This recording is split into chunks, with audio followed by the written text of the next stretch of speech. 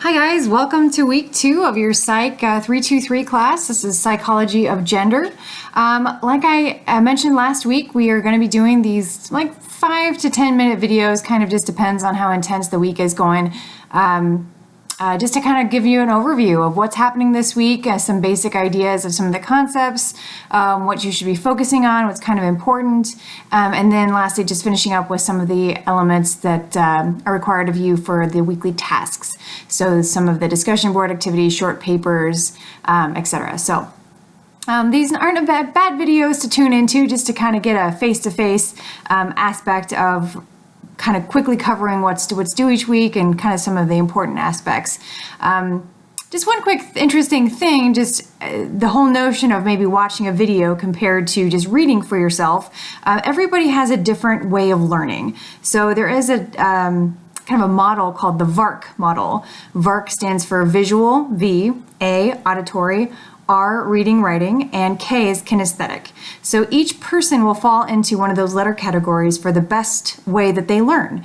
And there is a test online that you guys can go take. This is not SNHU sponsored. This is just kind of my own personal experience within academia. It is beneficial to learn what type of learner you are. That way, if you are in, let's say a traditional kind of classroom setting and your teacher just speaks the entire hour and a half or 2 hours or whatever the time length is, and they have no visual presentation, and you know for a fact that you are a visual learner or a reader writer, then you probably need to find out some other additional tool to bring into that classroom so that you can engage with the material and really retain it a little bit better.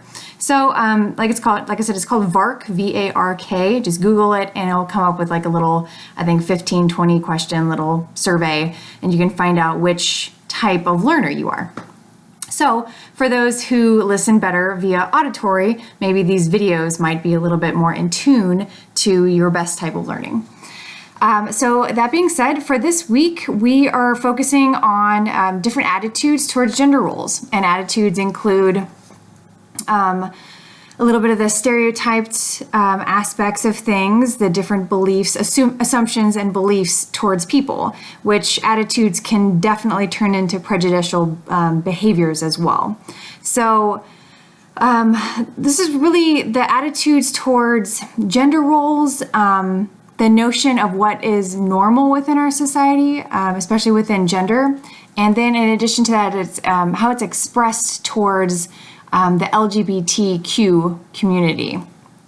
So just keep in mind that this class is really viewed through the social lens, the social construction lens. You guys have kind of been hit over the head with that term, but that is definitely the lens that you're using to look at all of these different aspects. Of course, there are some biological components to people, obviously, and anatomical as well, and some physical aspects, but really we're looking at how all those things, yes, kind of create and embody a person and build a person, but how does gender form? And all of those different aspects of a person, how do they affect gender eventually?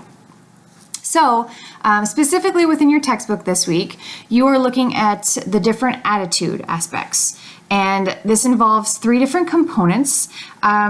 It's focusing on the affective, the cognitive, and the behavioral components of attitude. And really the affective, it kind of embodies more of the emotions, the feelings of things. So this would be like sexism, for example. Next, you have your cognitions, your cognitive aspect of attitudes, which like I said, is cognitive. So it's your active thoughts, your thinking of things. So this would be you looking at somebody and gender role stereotyping. That is what's going to be encompassed by the cognitive aspect. And then lastly, you have the behavioral component that gets intertwined with the attitudes. And this is, like it sounds, it's just clear active behavior, really. So this is the behavior of discrimination, not stereotyping, but more prejudicial kind of behaviors. So sexual discrimination. Really kind of going deeper into those 3 areas of the attitudes, sexism is mostly kind of understood to be in the belief that women are not as competent as men, less competent, less able, essentially.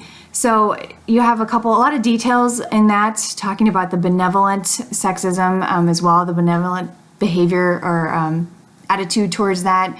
So try to take a look at that. That's some interesting things. So it's a little bit more complicated than just saying you're sexist. It's got some interesting elements to it.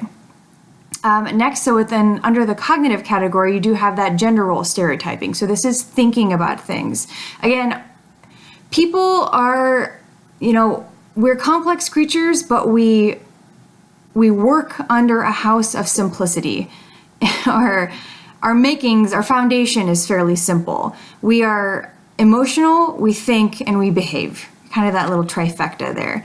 If you know anything about cognitive behavioral therapy, that's where a lot of the roots are, is your emotions kind of push your thoughts, and your thoughts push your behavior. And that circle can kind of manifest itself in lots of different directions, but those are the three main elements within that paradigm there. And this is kind of following that to some degree as well. So like I said, the gender role is the cognitive aspect. These are the thoughts that you have towards something. The stereotyping is going to be influenced by race, sexual orientation, ethnicity, age, culture, geographic location, and religion as well. All of these different aspects, again, through a social lens, are going to affect your thoughts on things, how you were raised, how you were developed. Those things are all going to impact your norm towards what gender is for you. These are man-made ideas, again, that impact other man-made ideas. Really, the perception of people, especially when stereotyped, can lead to undesirable behaviors at times towards others. So kind of that moves in with the chapter towards this notion of the attitudes, the emotions lead to the thoughts, and that lead to the behavior. And this is all housed under the category of attitudes towards things and thoughts towards things and behaviors and emotions. Nothing in psychology, as you guys would know, is independent from each other. There are a lot of overlapping ideas and concepts within the study of psychology because that's the study of people, and people are simple at its core when you can kind of see through all the crap, but that they're complex also, and it's hard to know what makes somebody tick. The